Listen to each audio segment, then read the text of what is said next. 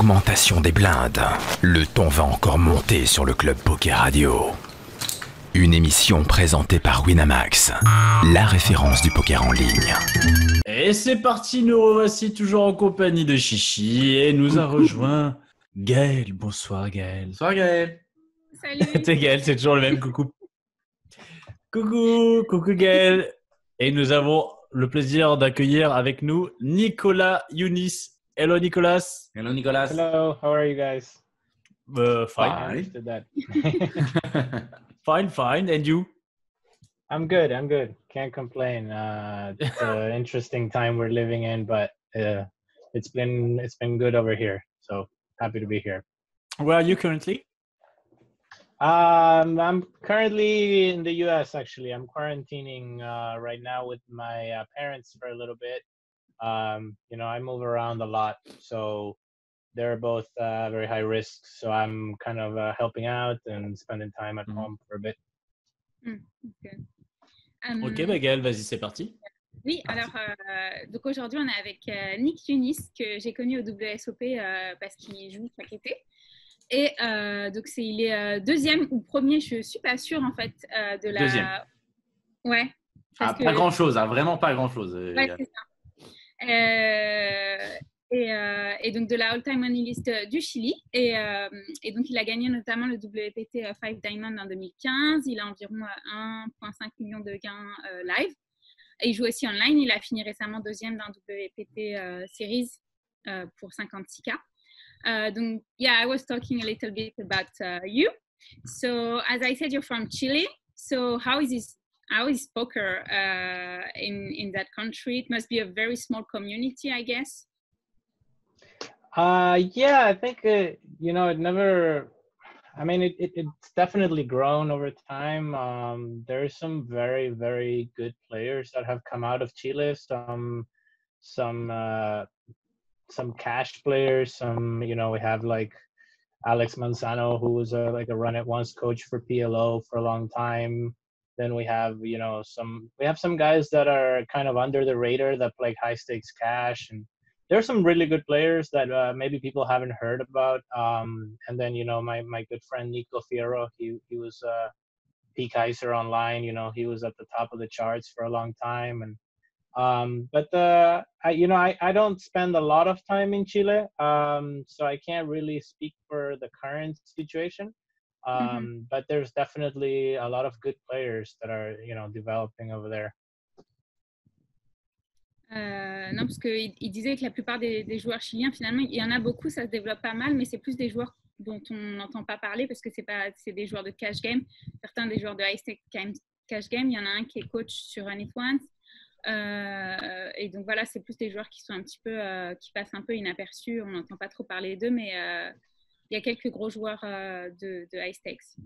And on your Twitter, it says like ex-musician who play poker for money. So what's your story with poker? I read you started poker with Heads Up. Yeah, so I basically went to school for engineering, and I finished 2008 now, and I kind of discovered poker while I was in school. Back at the same time that many people, started playing poker, the moneymaker era, just kind of watched the movie Rounders one day and playing in the dormitories, just fell in love with the game, started studying, and never looked back. But I finished, I made sure to finish my studies. It was very important to me. And then in 2008, when I was finished with school, I went to Vegas with a staking group that I was part of, and played in the World Series, and then started playing Heads Up Cash online. So that my first year I was basically just getting coached by somebody on Heads Up Cash, and started there. Then eventually transitioned into tournaments. His name was Chris Warren. He was I don't think he plays poker anymore. He used to go by the screen name CWar, and he was a moderator on 2+2 forums. He was really well known as kind of a very good heads up player. And he just had like an empty room in his house, and he just offered it to me. and there was like no bed, nothing, and I just went there for 2 weeks, and I couldn't take it anymore. But I learned so much in those 2 weeks, and after that, I just kind of just went on my own for the first year, just learning heads up, which is such a good way to learn the game, I think. Non, parce que donc il a dit un peu comme tout le monde, il a commencé en 2008 à la fin de son université, c'était l'époque de Moneymaker, il a regardé le film Les Joueurs, voilà, ça lui a donné vachement envie de jouer. Et il est allé à Vegas avec un groupe, il était stacké dans un groupe pour aller à Vegas cette année-là. Et donc voilà, c'était sa première fois à Vegas et depuis, il n'a jamais quitté le jeu. Et il avait commencé en fait sa carrière toute la première année, il jouait qu'en heads-up, il a appris le poker en jouant que des heads-up.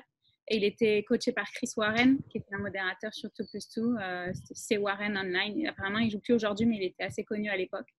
Et donc, il lui a énormément appris. Et voilà, il trouvait que commencer à jouer en heads-up, c'était un bon moyen d'apprendre le jeu, de démarrer au poker. And yeah, your biggest score was the victory of the prestigious 5 Diamonds in WPT 5 Diamonds in Vegas. Was it a big turning point in your career? It was interesting. That was well, it was a side event. It was a 5K, but it was a very, I would say it was a very important tournament for me as far as validating, you know, the things that I was learning at the time. I was playing a very exploitative game at the time. I don't know if it was a turning point in my career, but it was definitely just kind of validation that all the things that I was applying at the time were working. I've gone back and forth in my career between kind of the GTO or the exploitative poker, and that was certainly a time where I was focusing much more on exploitative play, and it was a very nice win because it was a very tough field, and I felt very confident throughout that whole tournament. Oui, parce qu'il a gagné un gros tournoi pendant le WT 5 Diamond en 2015. Et donc, il dit que ça a été... il ne sait pas vraiment si c'était un moment très décisif dans sa carrière, mais en tout cas, ça l'a beaucoup aidé parce que tout au long de sa carrière, il a dit qu'il faisait des allers-retours un petit peu hésiter entre jouer le jeu GTO ou le jeu... comment dire ? Exploitant, ouais. Et donc, à cette époque-là, il était plus focus sur jouer exploitant et que du coup, ça avait été une bonne validation aussi de ce qu'il était en train sur quoi il était en train de travailler. Et donc, dans ce sens-là, c'était une victoire intéressante pour lui et c'était aussi un joli prix parce que c'était quand même un tournoi à 5K. Il a pris à peu près 300K, je crois. And yeah, about the heads-up game, what's the most interesting part versus starting playing all them normal? I think heads up is the best way to learn any form of poker because you're just put in so many different situations. It's a much more, it brings out like the human aspect of poker a lot more. There's a lot of nuances to heads up when you're playing against somebody, sometimes in multiple tables, and you know, people are not, you know, the game is so much quicker heads up that people aren't so controlled with their timing tells, and there's a lot more psychology, I think, to heads up. You know, it's very hard not to tilt when you're playing heads up, and you're just put in so many post-flop situations with such wide ranges that you just got to learn how to play poker. You got to learn how to adjust to so many different variables, and it just teaches you hand reading really well, and it makes you less afraid. It makes you more creative, and you can take that to any kind of poker. It's just a faster way to learn the game, I think. Non, parce qu'il disait que ce qui était intéressant par rapport au fait de commencer à apprendre le poker en format heads-up, c'est que tu es tout de suite beaucoup plus vite confronté à toutes les sortes de situations qui existent. Tu joues beaucoup plus de mains aussi, tu joues beaucoup plus de post-flop et t'es beaucoup plus soumis au tilt aussi dans le format heads-up. Et il y a un aspect qui est beaucoup plus psychologique avec ton adversaire, c'est un poker plus psychologique. Et que dans ce sens-là, tu apprends beaucoup plus vite parce que tu es un petit peu toutes les formes de situations qui vont t'arriver. Et donc, en ce sens-là, c'est plus intéressant en gros que voilà, le format classique, à peu près. Je résume. And yeah, there are like a lot of huge series everywhere. It's like the Scoops, the WPT Online. You recently finished second for 56K of WPT series, and now like the GG Poker also gonna like have the WSOP Online. But like some people are arguing that like the WSOP Online are going to be like less prestigious and that it's not going to be a real bracelet. So what do you think about that? What's your opinion? I don't have a strong opinion. I think for me, you know, my dream is still to win a bracelet. I haven't won one, and I think it would be different to win an online bracelet than a live bracelet. I mean, at the end of the day, you know, it's not really logical. It's just more of a trophy. It's just something we attach an emotional value to. I think online poker is tougher, so if anything, it should be more worthy than a live tournament. But I don't know. I think it is marketing. I don't know. It's complicated. I feel like on the one hand, like an online bracelet should be more valuable than a live bracelet because it's just tougher. It's way tougher. But you know, at the same time, live tournaments are tough too because you don't get to play a lot of them. So it's more special to win an online tournament because there's only 50 bracelets a year. So I don't know. I don't know how I feel about it. I think if I won an online bracelet, I would still have my goal to win a live bracelet. So maybe I do believe that it is losing the value a little bit of the bracelet. Mm-hmm. Are you going to play like the most even you can?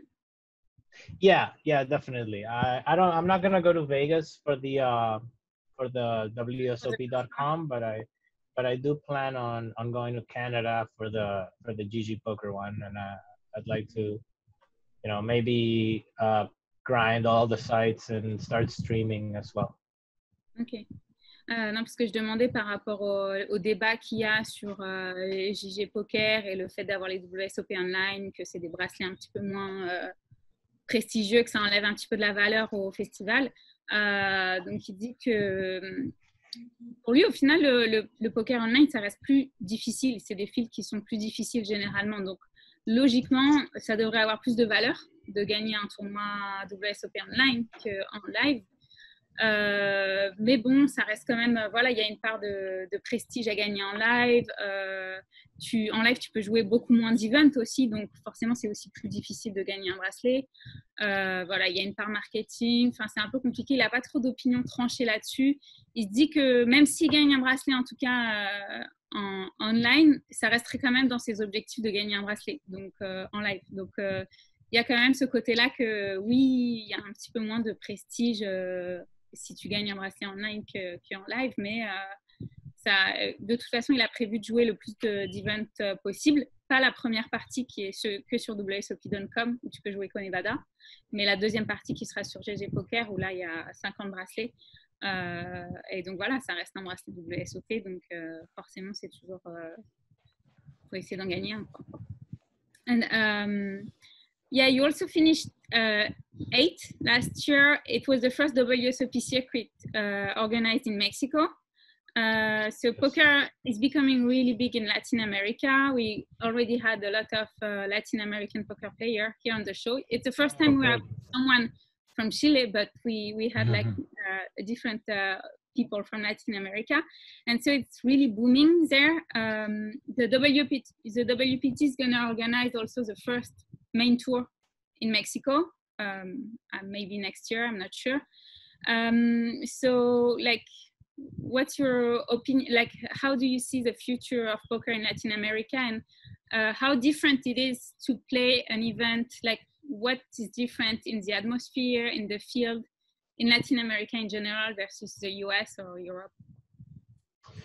I mean, you can clearly see when you go to Latin America that, you know, they haven't had this for as long as the rest of the world. Like, you could see it in the play, you can see it in the dealers, you know, but the organization in Mexico was fantastic. I mean, that event was just beautifully ran. I mean, you can only train the dealers so much. You could clearly see that they're very new at this. But other than that, you know, in particular, I think that, you know, everything was fantastic. The organization was fantastic. The venue was great. Everything was beautifully set up. It was safe. The hotel was nice. So yeah, it was a very, very encouraging, that tournament, for what's to come in the future there. I think poker has been good in Latin America for a long time, but Mexico in particular, I know they had a lot of legal issues, and it seems like it's been resolved. So I'm super excited for the future. And to any poker players out there, you know, I recommend you go to Latin America, because it was probably the softest tournament I've played in the last 10 years. It was very, very good. Non, parce que je disais, on a eu pas mal de joueurs maintenant d'Amérique latine, c'est vrai, c'est la première fois qu'on a quelqu'un du Chili, mais par exemple, il a fini 8e l'année dernière, c'était la première fois qu'il y avait un WSOP circuit, c'était organisé au Mexique. It was in Monterrey, right? Monterrey, yes. Yeah, yeah. Il y a Idriss d'ailleurs qui était parti jouer, Idriss Ambrez. Ok. Et il y a pas mal quelques joueurs français qui étaient partis jouer, qui avaient adoré ce stop. Donc, et donc lui, il a fini 8e. Donc je demandais un petit peu comment il voyait le poker en Amérique latine et en quoi c'était différent de le field, l'atmosphère, quelles étaient les différences par rapport aux US, par exemple. Et donc, il dit que c'est vrai que bah, ça reste assez nouveau ici. Donc, en fait, les gens n'ont pas eu encore trop l'occasion de jouer en live. C'est tout nouveau. Et c'est vrai que ça grossit énormément. Et par exemple, l'event, ça se voit que c'est des nouveaux events parce qu'ils ont des dealers qui sont quand même moins bien formés d'une manière générale. Mais sinon, au-delà de ça, l'organisation à Monterrey, le WSOP, c'était vraiment hyper bien. Le lieu était magique. C'était super bien organisé. Pendant longtemps, par exemple, au Mexique, ils ont eu des problèmes pour organiser des tournois parce que c'était pas trop légal. Mais ça a l'air d'être plutôt bien résolu maintenant. Donc, il conseille vraiment d'aller jouer. Voilà, si vous pouvez faire un stop en Amérique latine, faites-le. Parce qu'il dit, par exemple, le field, c'était le field le plus soft sur lequel il a joué les 10 dernières années. Et c'était vraiment extraordinaire. Donc voilà, ça, plus le fait de voyager, c'est toujours sympa. Et Monterrey, c'est une région très, très belle de montagne. Voilà, je précise. Merci de nous vendre ton pays. Petit point géographie. Because I live in Mexico, so I explain a little bit where is Monterrey. Oh, that's great. Where do you live? Playa del Carmen. Oh, great. With all the poker players. That's awesome. Yeah, exactly. So they tried to organize. I have never been there. Yeah, they tried to organize the tournament last year near Cancun, but it was a huge fail. So maybe. Oh yeah, I've heard that happen multiple times, but it seems the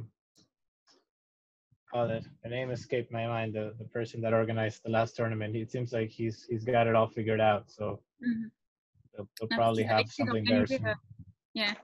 Ils avaient essayé d'organiser un tournoi à 2K l'année dernière au Mexique. Il y a pas mal de joueurs qui s'étaient inscrits et finalement, au dernier moment, ils avaient dit ah ben non, en fait, on le fait pas. Et donc les gens avaient galéré pour se faire rembourser. On ne sait pas trop où l'argent est passé. Donc, bref, voilà. C'est des petites questions comme ça. Des fois, on ne sait pas où passer. Oh, c'est le Mexique, c'est le Mexique. Je ne sais pas si vous avez des questions supplémentaires, genre techniques ou des trucs. J'ai une petite question parce que j'ai regardé son mob et c'est ma petite question classique, mais je l'aime bien en tant que joueur de variante. Il n'y a que des lignes de Hold'em. Est-ce qu'il touche à d'autres variantes de temps en temps ou pas du tout? Because he was asking, because he looked at your Endon mob and there is only Hold'em tournaments. So do you play other type of games sometimes, or you just focus on Hold'em? No, I've tried many times, but I I just always keep going back to Hold'em. And I had a friend teach me a lot of the mixed games, Daniel Ospina. He's done really well. Um, but you know, it's hard because sometimes I'm not in a country where I can play on Poker Stars, so it makes it harder to practice. And there's just so much Hold'em that, you know, it's hard to sometimes play other games. I did study a bunch of PLO last year. I was playing it for a bit, and I plan on going back to it soon. Uh, but yeah, there's just so much Hold'em. I love playing Hold'em, but I do plan on learning all the games more. Non, bah, il dit que c'est vrai que c'est un peu compliqué parce qu'en fait, il y a tellement de hold'em qu'au final, c'est difficile de passer du temps à faire autre chose. Il avait essayé, il s'était fait coacher un peu, il avait fait quelques PLO, mais c'est juste difficile en fait de se concentrer sur autre chose que le hold'em. Voilà. And yeah, I have a question, nothing to do with poker, but the situation in Chile is like really complicated right now. So the riots started again a few days ago, and like coronavirus cases keep rising. So are you concerned about the situation, and how do you see the future?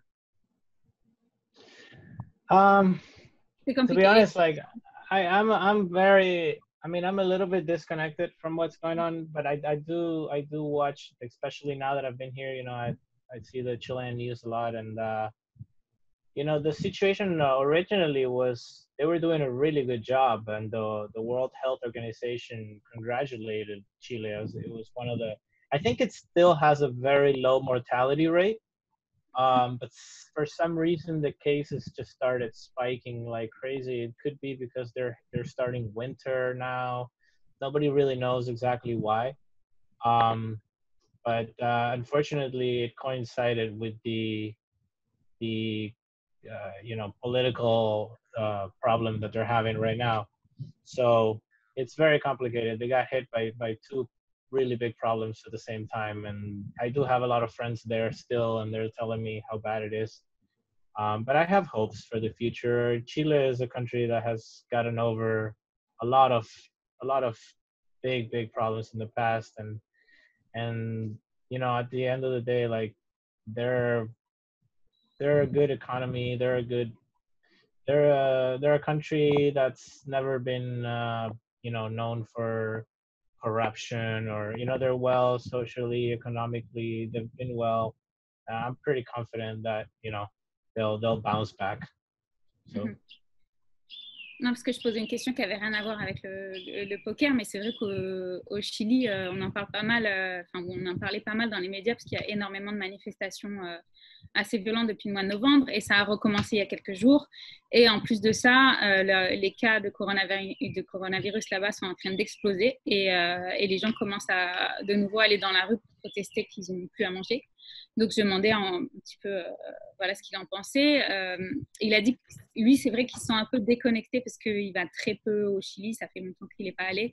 Mais il a des amis là-bas qui lui disent qu'effectivement, la situation est vraiment très difficile en ce moment.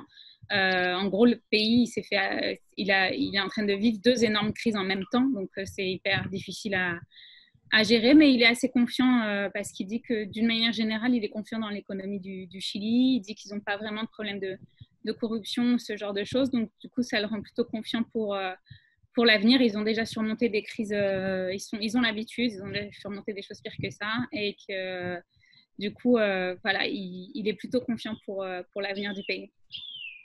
And yeah, as I said at the beginning of the interview, I met you in Vegas.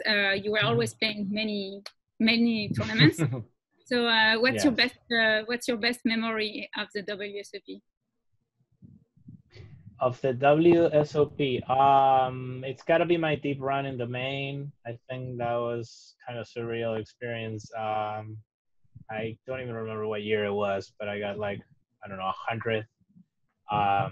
It was probably my third or fourth time playing the main, and yeah, I just running deep in the main. It's like no other tournament. I mean, just the energy in the room, you can feel it. I mean, everybody's playing their absolute best, and I just had a series of hands that were, you know, like I said back then, I was mostly a player that would base, you know, most of these plays, especially live, on intuition.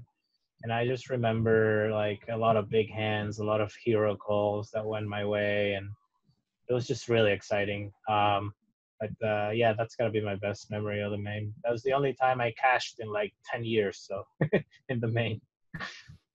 Est-ce que je demandais son meilleur souvenir des WSOP parce que c'est vrai qu'il y est toujours et qu'il joue beaucoup de tournois. On le voit tous les jours au Rio. Et donc, il disait que ça restait quand même... il avait 10 points le main event, il avait fini dans les places 100 et quelques. Et c'est d'ailleurs la seule fois qu'il a cash le main event en 10 ans. Donc, ça reste il dit que faire un 10 points sur le main event, ça n'a rien à voir avec n'importe quel autre tournoi qu'on peut jouer. Et qu'à cette époque-là, il avait un jeu qui était plutôt basé très intuitif, etc. Et qu'il se rappelle d'avoir fait des hero calls, des folds, des trucs. Et c'était super excitant. Et c'est une espèce d'atmosphère que tu ne peux pas égaler dans n'importe quel autre tournoi. Donc, ça reste forcément un 10 points sur le main event. Ça reste toujours le meilleur souvenir que tu puisses avoir sur le WSOP. En 2014, c'est quand Martin Jacobson gagne.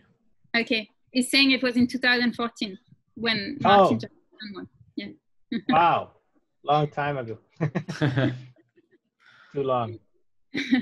And hopefully I'll win the online main event this year. Yeah, Yes. yeah, that's crazy. Cross finger. Yeah. And today, like on what do you focus the most? Are you working on a specific technical aspect of your game? Do you have specific goals? It's interesting because for the last 2 years or so, I started focusing more on the fundamentals and solver work and just learning GTO because I think that's what my game was lacking. I was constantly learning from my, you know, elite level friends who are a lot of Latin Americans that play a very exploitative style. And, you know, eventually I realized that I couldn't rely on that, you know, long term. So I started studying a lot. But recently I've kind of made the switch again because, you know, I kind of noticed myself relying too much on theory and not kind of being present anymore when I was playing. So I've kind of reverted, and I think I kind of found the respect for both sides of the game that I think you really need to focus on both. And right now I'm just kind of trying to bring back like the part of myself that got me the success that it got me when I've, you know, pretty much any tournament that I've won that's been significant to me. So I'm kind of working out like the balance between continuing to study, but kind of being present when I'm playing and just, you know, being creative.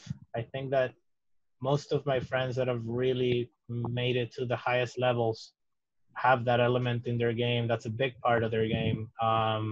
And yeah, just trying to focus on like being creative and being present and playing poker for the reasons that I started enjoying it while continuing to study. Non, parce que je me demandais s'il avait des objectifs spécifiques en termes techniques sur lesquels il travaillait. Donc, il disait que c'était assez intéressant parce qu'il revenait sur cette idée du fait qu'il switchait assez souvent ou jouer exploitant ou jouer GTO, et que là, depuis ces 2 dernières années, il s'était pas mal concentré sur le GTO, et que récemment, il avait de nouveau re-switché un peu en se disant que il fallait quand même garder un petit peu ce jeu créatif et le fait d'être présent quand on joue, ce qu'on perdait un petit peu quand on joue GTO, qu'il a des amis avec lesquels il travaille, de joueurs de high stakes qui ont beaucoup de succès, qui ont tous cet aspect-là de créativité dans leur jeu, et que c'est vraiment important d'essayer de trouver l'équilibre entre GTO et jeu intuitif exploitant, et que c'est quelque chose d'assez difficile. Enfin, il essaye de retrouver un petit peu le jeu qu'il avait quand il avait eu des succès, quand il avait gagné des tournois. et que c'est quelque chose voilà, sur lesquels il travaille toujours. C'est vrai que c'est intéressant la notion de est-ce qu'on joue GTO, après on perd aussi cet aspect du jeu-là, et qu'il veut aussi retrouver le jeu qu'il faisait un petit peu vibrer quand il a commencé à jouer au poker. Et quand tu joues que GTO, ben, tu as plus un petit peu cette excitation-là de faire des moves un petit peu voilà, différents. Donc, il travaille toujours à trouver cet équilibre-là. Voilà. C'est assez intéressant. Je ne sais pas si tu avais des questions en plus.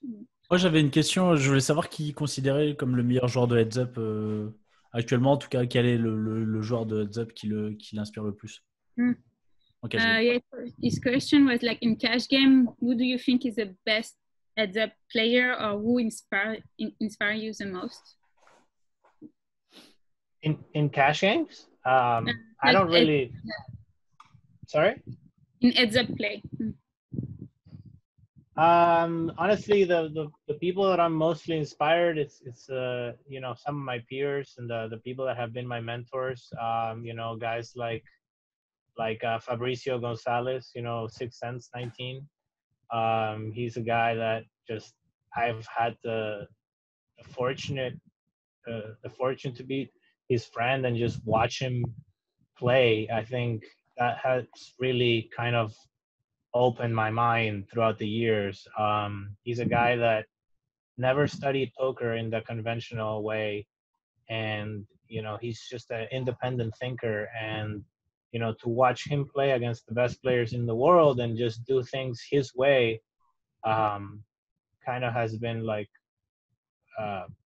you know, an amazing opportunity for me to learn and to be kind of push me to be creative on my own. So if I have to pick, I mean, I don't know specific like who the guys are beating the highest, you know, heads up games today, but Fabricio is a guy that plays every game, plays heads up, whatever, you know, and learned everything on his own.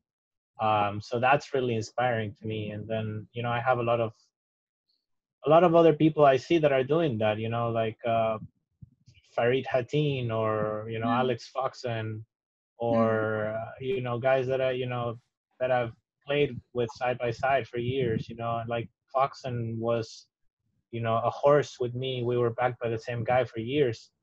And, you know, to see everything he's accomplished now. And, you know, again, he's a guy that doesn't do much solver work. He's just, you know, a lot of it is him playing poker, you know, his own way. So I think that those are the players I respect the most now, you know.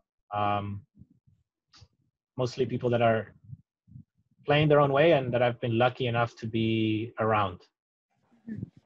Non, parce qu'il parlait de son ami Fabricio. Gonzalez, je crois que c'est oui, ça. C'est Fabricio Gonzalez, qui il joue un petit peu tous les types de jeux, mais c'était celui qui l'avait le plus inspiré, qui avait été, disons, le plus son mentor dans le jeu, parce qu'il a un style de jeu très pas conventionnel, et il a appris tout de lui-même, et donc ça lui a vraiment vachement ouvert l'esprit d'avoir la chance de côtoyer quelqu'un comme ça et de le voir jouer. Ça l'a beaucoup fait évoluer dans son jeu, parce qu'il est vraiment très créatif, et qu'il il apprend tout lui-même, et il joue un petit peu toutes sortes de jeux. Et par exemple aussi des joueurs comme Farid Jatin, qui est un joueur colombien, ce serait pas mal de l'avoir lui aussi d'ailleurs, qui est un joueur qui crush pas mal sur le circuit depuis ces dernières années. Donc voilà, c'est toujours bien d'avoir des gens comme ça, de côtoyer des gens comme ça qui ont des jeux très créatifs et qui lui apportent beaucoup d'inspiration, et qui sortent un petit peu des sentiers battus, et c'est comme ça qu'on apprend le plus au final et qu'on fait plus évoluer son jeu. Clairement.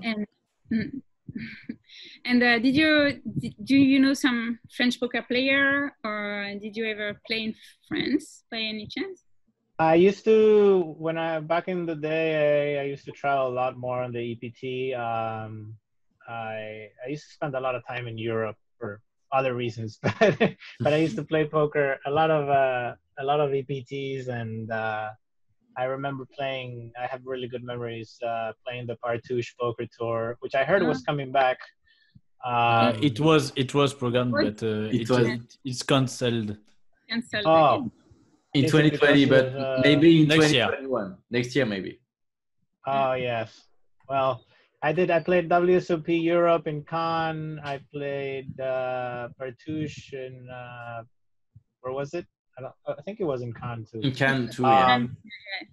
Yes, but yeah, I miss it a lot, and I did meet some French poker players, but can't think of anybody that I'm close with or anything like that. But definitely, there's some amazing poker players in France. I mean, back then, I think when poker was first starting, it was like everybody wanted to play in France and Italy, but I think things have changed.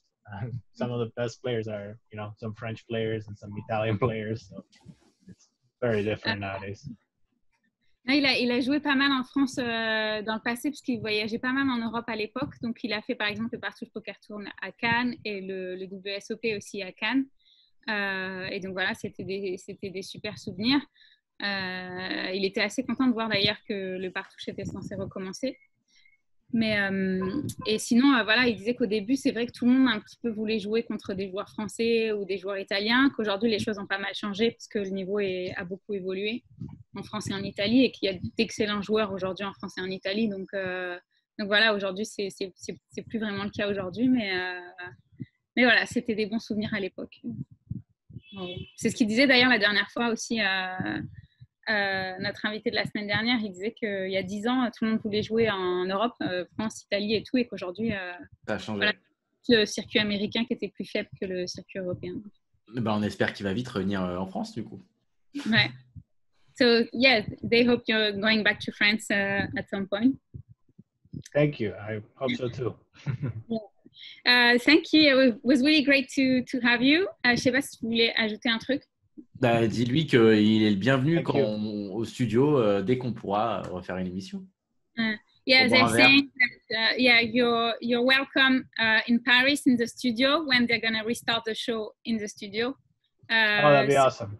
Yeah, the studio is in Paris, so you're welcome because we always have a lot of wine.